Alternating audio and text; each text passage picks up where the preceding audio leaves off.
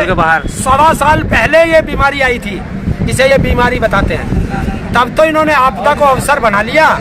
सारे देश से चंदा, विदेशों से चंदा, सारी फैक्ट्रियों से चंदा, सबसे चंदा लेके अरे पीएम केयर फंड बना लिया। और जब एक कानून व्यवस्था को नहीं संभाल सकते, किसी बीमारी को नहीं संभाल सकते, कोई भी देश में ऐसा काम जो ये नहीं कर रहे, तो फिर इस्तीफा दे, घर जाए। लॉकडाउन में घरों में से भगा देते हैं क्या? मुझे जानकारी नहीं। अगर घरों में से भगा देंगे तो कहाँ जाएंगे?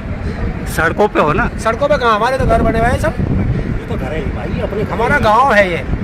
हम अपने गांव में अपने घर पे हैं। ये घर है। जब तक हमारे आंदोलनों की शर्त सरकारें पूरी नहीं करेगी तब तक ये हमारे घर रहेगी। तो ऐसे ही मतलब अब तो लॉकडाउन भी लग जाएगा, तो फिर मान लो अभी मीडिया में आप देख रहे हो किसी डर का माहौल बना हुआ है कि लॉकडाउन आ रहा है। किया जा रहा है। ये इनकी चाल है कि देश के अंदर इतना डर पैदा कर दो, इतना डर पैदा कर दो, तो ये डर पैदा किया जाए। आपको लगता है आंदोलन खत्म हो जाएगा डर की वजह से? नहीं होगा। आज ही राकेश टिकैत जी ने मंच से बयान दिया है कि कोरोना नहीं, कोरोना का बाप भी आ जाए, कोरोना के नाम पे, इमरजेंसी के नाम पे इस आंदोलन को छेड़ने की कोशिश ना करें और किसी भी संवैधानिक संस्था के माध्यम से भी नोटिस जारी करने की कोशिश ना करें, वरना क्रांति होगी। जनता की फिक्र नहीं है तुम्हें? क्यों? जनता परेशान हो रही है। अच्छा, जनता की फिक्र किसान करेगा, ये नेता क्या करेंगे? नेता भी तो फिक्र कर ये रहे हैं। चुनाव लड़ेंगे, ये रैली करेंगे। ताऊ ये तो खराब स्थिति तो है, हॉस्पिटल में जगह ही नहीं है, लाश जो है ऐसे ही रखा हुआ है रास्ते पे, तो हॉस्पिटल के बाहर। 1.25 साल पहले ये बीमारी आई थी, जिसे ये बीमारी बताते हैं। तब तो इन्होंने आपदा को अवसर बना लिया। सारे देश से चंदा, विदेशों से चंदा, सारी फैक्ट्रियों से चंदा, सबसे चंदा लेके अरे पीएम केयर फंड बना लिया। कौन सा 1.25 साल में हॉस्पिटल बनाया? क्या सबक लिया इन्होंने? देश को धर्म और जाति के नाम पे लड़ाओ, मजहब के नाम पे लड़ाओ, है? मंदिर, मस्जिद, शमशान और कब्रिस्तान पे लड़ाओ। कोई हॉस्पिटल बनाया? एक उत्तर प्रदेश में चिलम पी के बैठ जाता है, एक दिल्ली में पौवा मार के बैठ जाता है। कभी बनाया इन्होंने एक हॉस्पिटल 1.25 साल में? ताऊ अभी तो स्थिति खराब, अभी 1000 तो कुंभ मेले में ही जो जितने जांच हुई 1000 उसमें ही पॉजिटिव निकले। कहाँ? कुंभ जो लगा हुआ तो है। बंद करो कुंभ को, कौन सी आफत है? बच्चों के एग्जाम कैंसिल हो सकते हैं, बच्चों के स्कूल बंद हो सकते हैं, शराब के ठेके खुले रहेंगे। मैं तभी तो कहता हूँ कोरोना 1.25 साल का हुआ है, प्ले स्कूल है तो स्कूल में जाएगा, स्कूल बंद। आप शराब अभी वो बड़ा नहीं हुआ तो रैली में नहीं जा सकता इनकी, इसलिए रैली चालू रहेंगी। अभी बालिग नहीं हुआ तो शराब के ठेके पे शराब पीने नहीं जाएगा, शराब के ठेके खुले रहेंगे। ताऊ कुछ भी हो, लेकिन मतलब कोरोना तो है ना, तब पहले जो भी हुआ इन्होंने हॉस्पिटल नहीं खोला, लेकिन अभी तो स्थिति खराब है ना, लोग मर रहे। तो कौन जिम्मेदार है इसका? तो है तो सरकार कौन जिम्मेदार है? लेकिन सरकार जिम्मेदार है। और जब ये कानून व्यवस्था को नहीं संभाल सकते, किसी बीमारी को नहीं संभाल सकते, कोई भी देश में ऐसा काम जो ये नहीं कर रहे, तो फिर इस्तीफा दे, घर जाए, बाबा जी अपने मठ में जाए और वो अहमदाबाद जाए, सरकार दूसरी बनेगी। तो आपको भी तो घर जाना चाहिए। क्यों? हम तो घर ही हैं, बीमारी फैल रही है, हमारा तो ये घर है। रोड पे बैठे हो अभी तो हमें देखिए 26 नवंबर को आए थे हम लोग, जब पूरे देश में कोरोना फैला हुआ था, दिल्ली में कोरोना भरपूर था, जब हम बॉर्डर पे आए थे। आज तक किसी एक किसान को कोरोना नहीं हुआ। शुक्र मनाए हमने दिल्ली से कोरोना भगा दिया। उनकी बात मान कर रहे हो तो वो तो कह रहे घर चले जाओ। किसके? लोगों को घर जाना चाहिए। ऐसे नालायकों की बात हम क्यों मान लें? आपकी चिंता कर रहे हैं। कौन? हमारी अगर चिंता है तो तीनों काले कानून वापस कर, एमएसपी पे गारंटी का कानून बना और देश बेचना बंद कर, अंदर चले जाएंगे। नहीं, वो तो कृषि मंत्री ने कहा ना, आप आके बैठ के बात कर लो, क्यों कोरोना फैल किससे रहा कर लें? बुलावा भेजा है किसी के पास? किसी नेताओं के पास फोन किया है? या तुम चले जाओगे कृषि मंत्रालय में बिना पास के? चले जाओगे?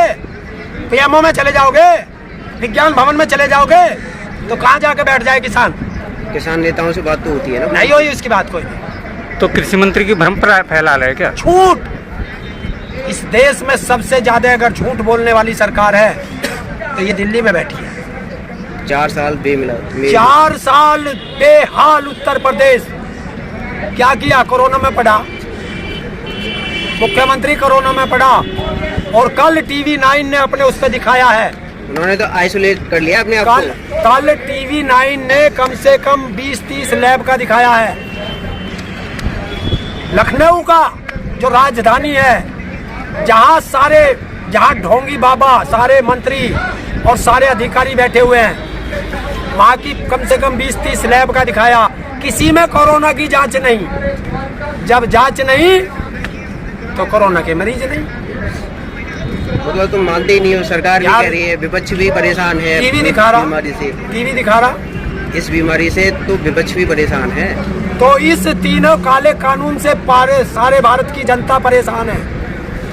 डाई का कट्टा 1200 से 1900 का कर दिया, बिजली का बिल 4 गुना बढ़ा दिया,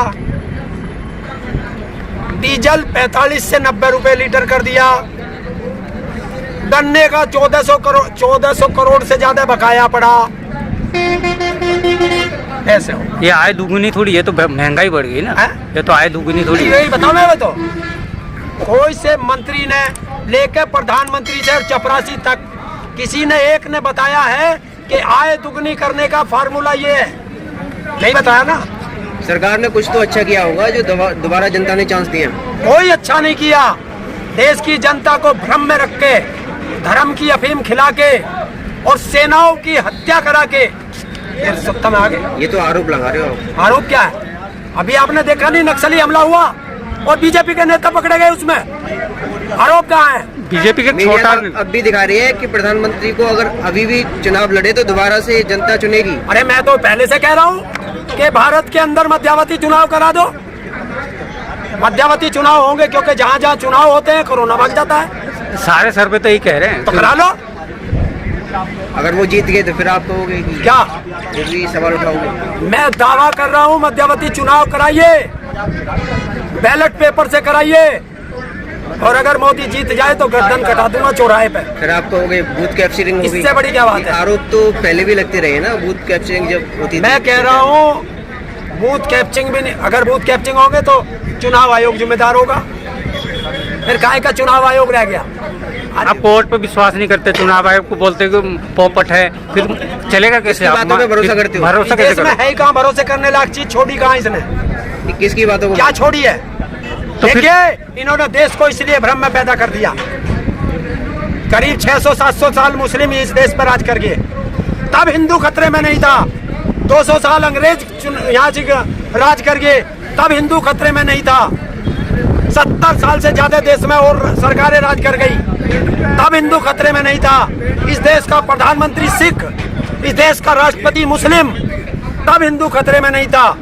और 20% मुस्लिमों से 80% लोगों को डराते हैं कि तुम खतरे में हो। जिस दिन से मोदी आया, हिंदू खतरे में हो गया। तो डूब के मर जा काहे का तू हिंदू। अरे वो तो ठीक है, ताऊ आप बोलते हम कोर्ट को नहीं मानते, चुनाव आयोग को नहीं मानते, प्रधानमंत्री को नहीं कहा मानते। कि मैं कोर्ट नहीं मतलब मानते? कोर्ट आजकल जो आप बोल रहे कि वो तो कोर्ट अपना काम करे, निष्पक्ष करे, अपनी विश्वसनीयता ना खोए, कि जैसे आदेश करे और 2 महीने में राज्यसभा हाई कोर्ट से आदेश करे, राज्यपाल नियुक्त हो गया। तो ये कोर्ट की विश्वसनीयता खत्म है नहीं है?